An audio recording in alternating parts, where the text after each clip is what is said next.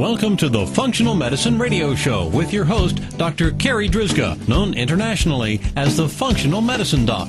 Dr. Carri is committed to helping patients find the root cause of their health problems and fixing the cause with natural treatments so they can feel normal again. Dr. Carri is the founder of Functional Medicine Ontario and is the author of the hit book, Reclaim Your Energy and Feel Normal Again. Please welcome your host, Dr. Carri Drzyzga. Hello everybody, and welcome to the Functional Medicine Radio Show, the only internet radio show dedicated to giving you real solutions to improve your health.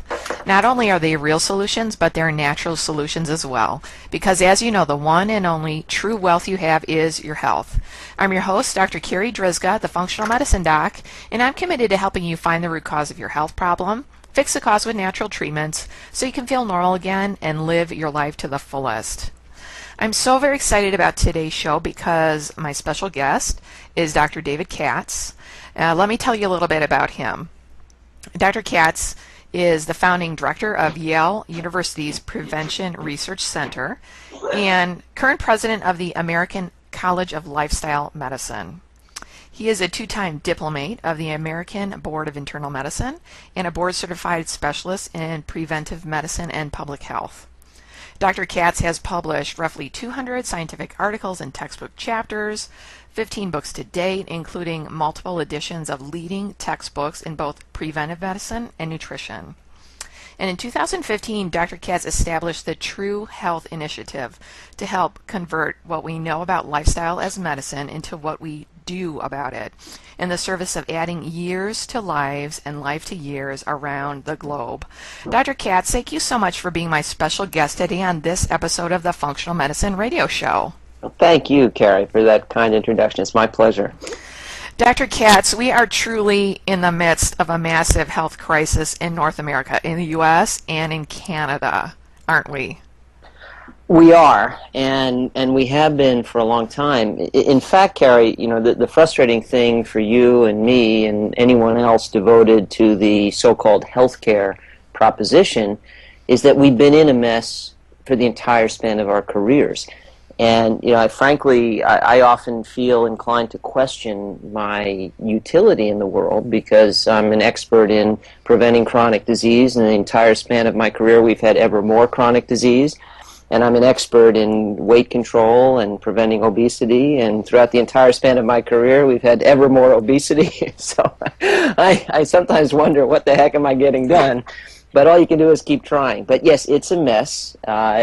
Basically, chronic disease contributes massively around the world, and increasingly, to a loss of years from lives, premature death, and a loss of life from years, because these are chronic diseases. We're talking about heart disease, cancer, stroke, diabetes, dementia, and these things take quality of life away before they kill us prematurely.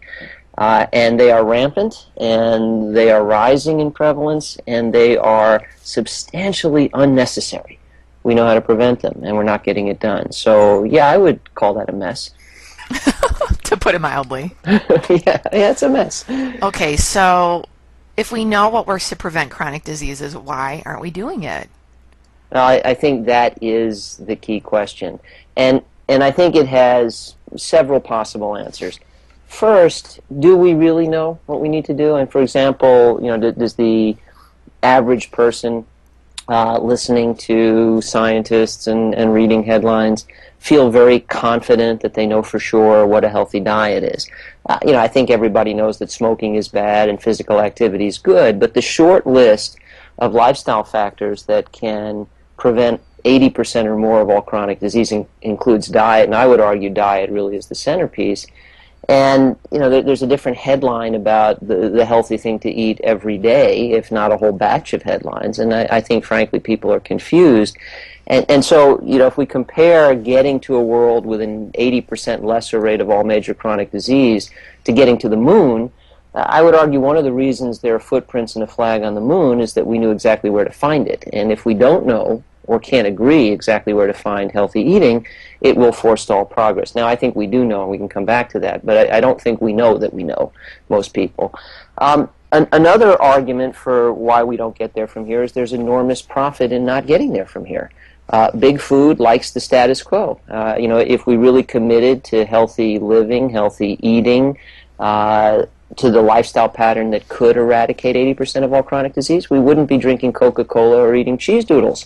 And there are elements in the food industry that say we like things just the way they are, thank you very much, and work very hard to keep it that way. Frankly, I think Big Pharma might not love it if we prevented 80% of all chronic disease, because a whole lot fewer people would need to take their drugs. Essentially, the current system, Carri, is one in which big food and other major industries, big media, big publishing, propagate confusion in chronic disease, and Big Pharma sells the treatments, and everybody profits except, you, me, our patients, and our families, because we are mired in obesity and diabetes, heart disease, cancer, dementia, etc., that we don't need to get. And then finally, why don't we just get this done? There's the little consideration of 6 million years of evolutionary biology and 15,000 years of human civilization. And what I mean by that is, throughout most of human history and all of pre-human history, the struggles were getting enough to eat and reducing the burden of physical activity every day. We didn't have to worry about eating too much, and we didn't have to worry about doing too little physical work. The problems were entirely in the other direction. Throughout most of human history, calories were relatively scarce and hard to get, and physical activity was unavoidable. It wasn't called exercise, it was called survival. So we are poorly adapted to a world where physical activity is scarce and hard to get and calories are unavoidable. In fact, we have no native defenses against that at all. And I've, over the years, compared us to polar bears in the Sahara Desert. Unbelievably amazing survival machines, but adapted to a particular environment and totally out of their depth in a completely different one. Well, that's us, and we are either going to adapt and get with the modern program, or we're going to continue paying the consequences. So that's a short list of reasons why we're not getting it done, why in this instance knowledge isn't power.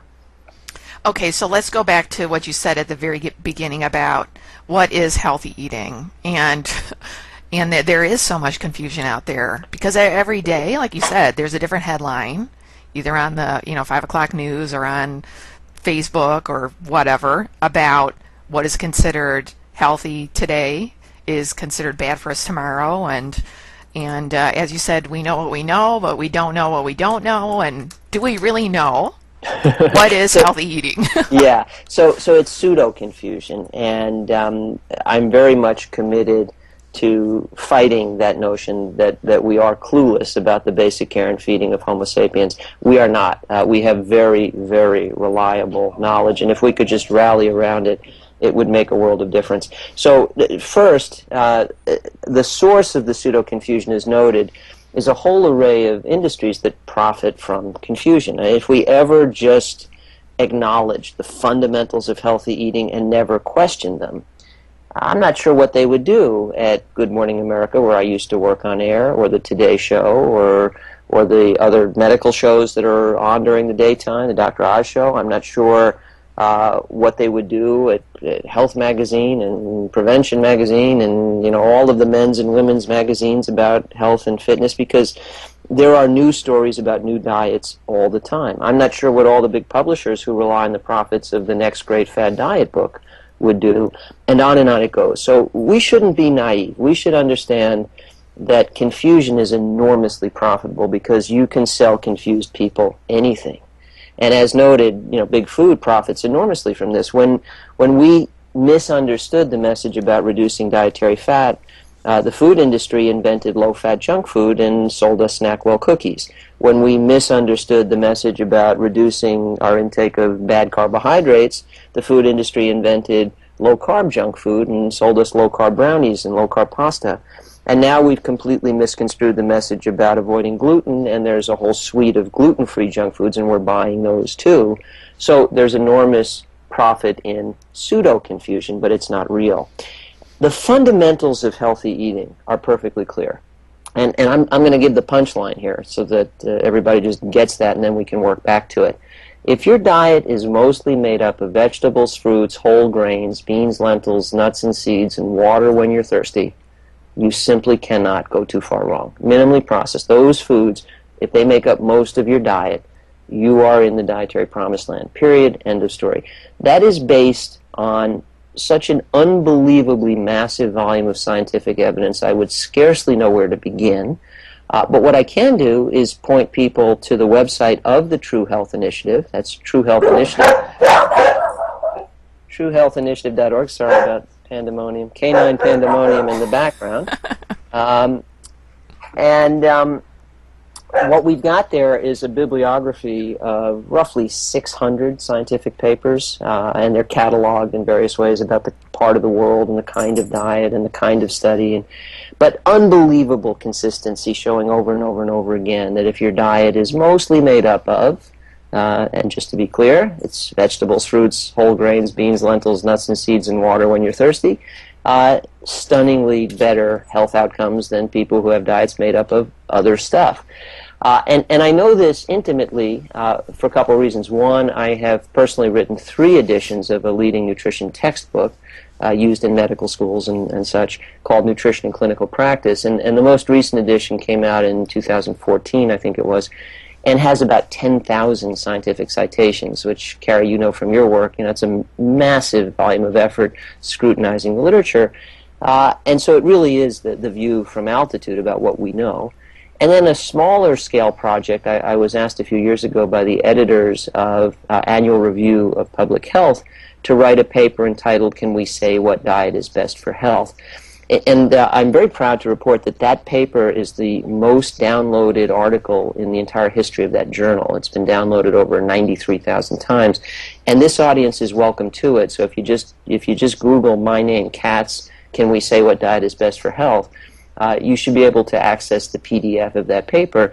And I looked at randomized control trials and observational epidemiology and meta-analyses, and then importantly, the real-world experience of whole populations, like, for example, the blue zones, those places around the world where people most routinely live to be 100 and don't get chronic disease, described for us all by National Geographic fellow Dan Buettner. And all of that evidence lines up perfectly in support of a diet mostly made up of vegetables, fruits, whole grains, beans, lentils, nuts and seeds, water when thirsty. And then there's one more bit of information that I think, Carri, puts the icing on this cake, if you will, and that's evolutionary biology. If you stop and think about it for a minute, I mean, you've been to a zoo, right? I mean, Yeah. everybody's been to a zoo at some point and enjoyed the antics of the animals. And, if you stop and think, well, gee, how do they know what to feed these guys? I mean, did they do a randomized control trial? Did they randomly assign the koala bears to mackerel or hunks of wildebeest and only fed them eucalyptus leaves when it turned out that's what they did the best on? And the answer is, of course not. They fed the koalas eucalyptus leaves because the koalas in Australia were eating eucalyptus leaves, and they fed the lions meat because that's what they were eating in Africa, and on it goes. In other words, for every species on the planet, we have a pretty good idea what to feed them because we know something about their native diet. How plausible is it that we would know how to feed toucans and tropical fish and pandas and penguins and be clueless about how to feed our own species? It doesn't even make any sense. So, we know that we should have a diet that's largely made up of minimally processed foods, direct from nature. Most paleoanthropologists agree that, the bulk of the diet comes from plants. When it does come from animal products and meat, then, it's game. It's wild animals. It's not, grain-fed beef. It's antelope and venison, that sort of thing. So, in any event, we are absolutely not confused. There's just enormous profit to be made by propagating the illusion of pseudo-confusion, and unfortunately the public's buying in.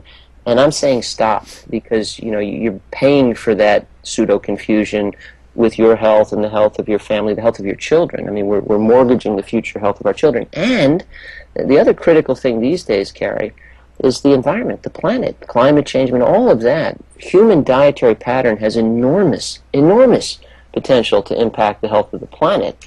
And thankfully, the same fundamental shifts in our dietary patterns that could add years to our lives and life to our years and do the same for our children have incredible potential to benefit everything related to the environment, from water utilization to climate change to the preservation of biodiversity. So, we've all got skin in this game, and, it's time to stop being naive, rally around the fundamentals, and at long last make use of what we know. And I formed the True Health Initiative, as you mentioned at the beginning, to show that this is not just my opinion, that a who's who in the world of nutrition and public health and sustainability and even the culinary arts is well aware of these fundamentals and agrees.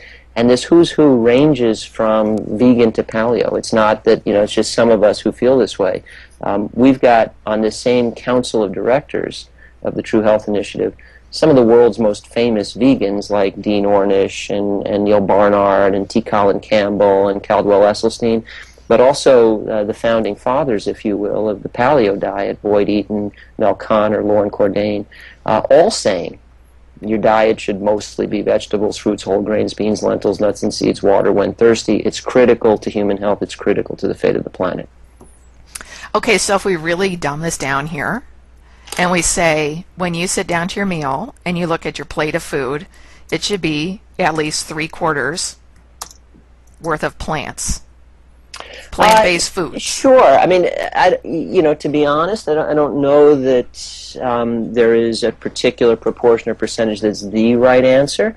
But yeah, I think 3/4 is fine. Obviously, if you're vegetarian or vegan, it's more than that. It might be the whole plate. And frankly, it isn't about every single plate because, you might be vegetarian or vegan multiple meals out of the week, and so all of those plates are entirely plants. But then occasionally you do enjoy, whether it's grass-fed beef. And by the way, just again to revisit the environmental issue, leaving aside for the moment the ethics of animal husbandry, there are very strong environmental arguments against eating beef. We need to cut down massively on our intake of beef for the sake of the planet, forget about human health.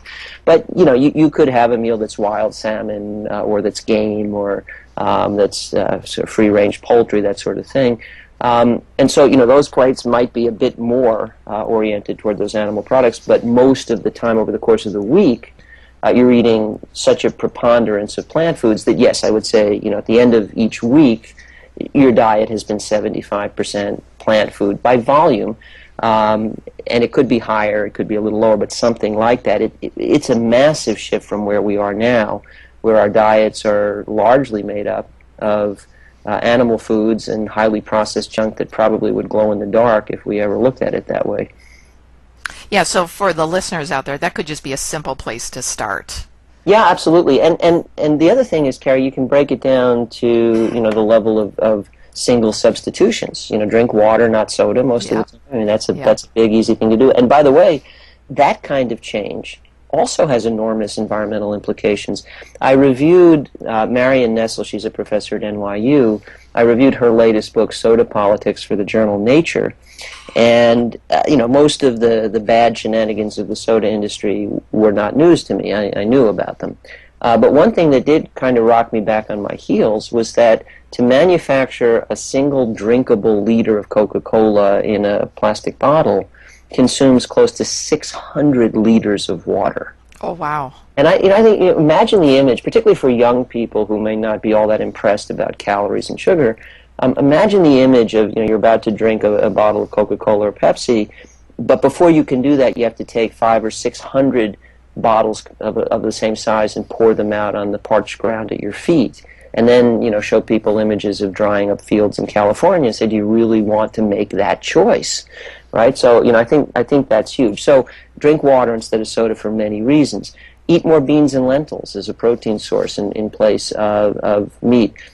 Just start making those simple substitutions. Eat a mixed green salad every night for dinner. Don't eat foods that have long, complicated ingredient lists of unrecognizable stuff. Choose simpler. And by the way, I stand ready to help in a very practical way. My wife, who's an absolutely brilliant cook, has a free and quite beautiful recipe website called Cuisinicity.com. It's like Cuisine City, but with an I in the middle. Cuisinicity, because it's about the simplicity of good cuisine, mostly plant-based. And not only are all the recipes on the site available to everybody for free, but Catherine videos herself preparing these dishes in our family kitchen.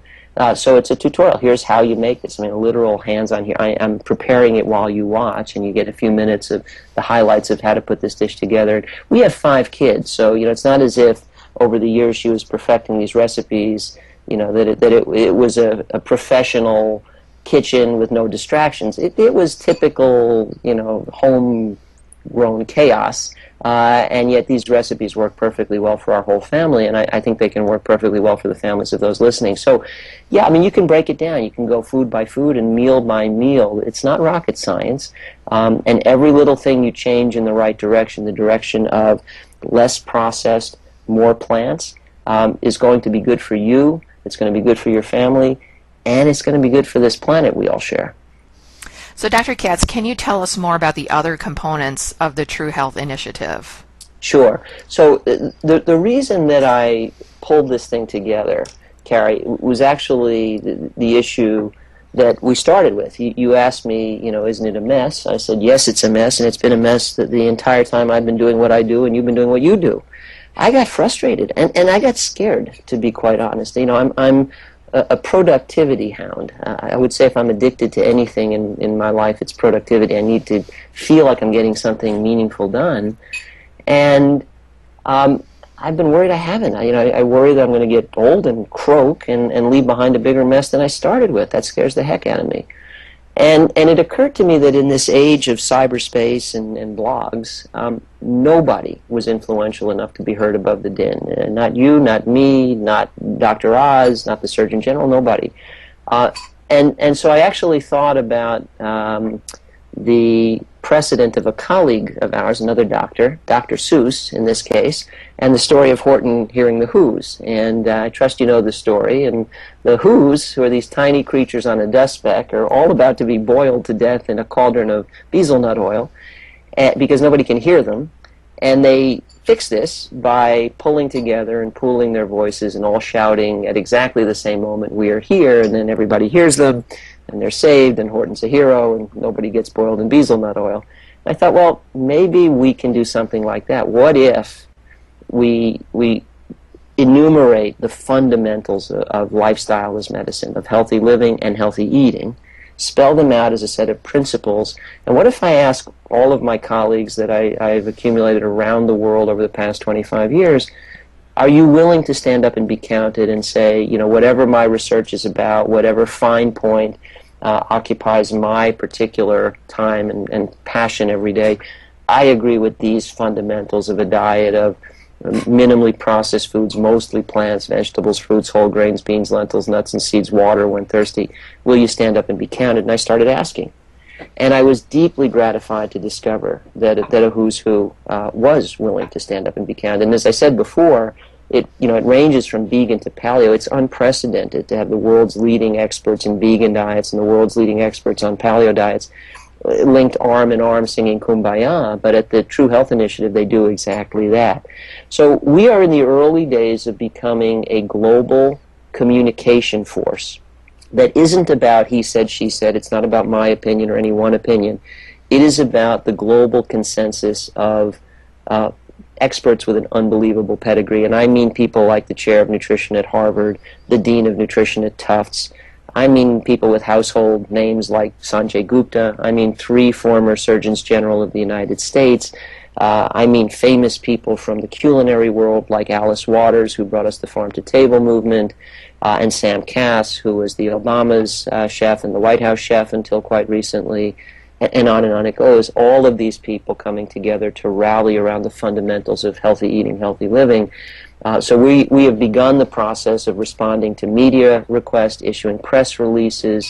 We're working on a peer-reviewed manuscript so we can start to educate professional colleagues that what we know about the basic care and feeding of Homo sapiens is not just the product of massive and massively consistent scientific evidence, and it's not just a product of good sense, and it's not just a product of the insights of evolutionary biology. It's also a product of a massive global consensus among diverse experts, and we're here to let the world know about that. So you can go to truehealthinitiative.org and learn more, and if what I'm saying calls out to you, join us. The Council of Directors is by invitation only, but members of the True Health Initiative or anybody who wants to add their voice to this global chorus and say, we should be doing more with what we know. We know what we know. It's time to do something with it. So Dr. Katz, in the few minutes that we have left, is there anything else that you want to add to help our listeners have more knowledge and information about how to add more years to their lives and more life to their years? Sure. I think, Carrie, there are really two ways to get there from here. One is to change the world. The places where people most routinely have more years in life, more life in years, are places where culture gives it to them. In the blue zones, you don't have individuals relying on massive willpower to overcome the forces of their culture. Their culture offers them healthy, minimally processed diets, routine physical activity. They don't smoke, they sleep enough, they're not stressed out. So one way is to change the world, change our culture. But we can't just keep waiting on the world to change. So the other thing to do is to apply what I call skill power. I think we talk too much about willpower and too little about skill power. Healthy living in the modern world takes skill. And frankly, experts have skills. Expert pilots know how to fly planes. They're not better people than we are. They just have skills we don't have. You can learn those skills. Same is true for healthy living. I have those skills. You have those skills. Experts in health have those skills. We can pay them forward. We try to do that in my shop with our nonprofit, Turn the Tide Foundation. We have a number of programs there for adults and children alike, freely available. So go to turnthetide.foundation.org and check them out. You can learn food label literacy. You can get new programs to fit physical activity into your daily routine or your kids' daily routine at school. And then you mentioned your new book, and congratulations on that. My latest book is called Disease Proof, and I'm not trying to convince people about anything new regarding diet or health in that book. What I'm trying to do is take my skill set, fillet it open, and pay it forward. So if you'd like to know the skill set I personally rely on every day to be healthy and fit in spite of it all, check out Disease Proof. And Dr. Katz, do you have a website that our listeners can find you at? I do, Carrie. Thank you. davidkatzmd.com. And there are links there to everything I've been talking about, to my wife's recipe site, to the Turn the Tide Foundation, to the True Health Initiative, to my various blogs.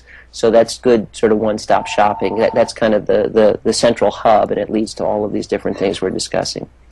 Fantastic. So I'll make sure all of those links are in the podcast notes so that our listeners can easily find you and all of these resources that you've mentioned. Dr. Katz, thank you so much for being my special guest today. This has just been an awesome interview. It's been my great pleasure, Carrie. Thank you. All right, that wraps up this very special episode of the Functional Medicine Radio Show with Dr. David Katz. And I want to thank you, our listeners, for tuning in today. And I'd like to invite you back next week for another episode of the Functional Medicine Radio Show. As always, I'm your host, Dr. Carri Drzyzga, the Functional Medicine Doc. Have a great week, everyone. You've been listening to the Functional Medicine Radio Show with your host, Dr. Carri Drzyzga, known internationally as the Functional Medicine Doc. Dr. Carri is committed to helping patients find the root cause of their health problems and fixing the cause with natural treatments so they can feel normal again. Dr. Carri is the founder of Functional Medicine Ontario and is the author of the hit book, Reclaim Your Energy and Feel Normal Again. Please tell your friends about the Functional Medicine Radio Show, and we'll see you next week with more from Dr. Carri.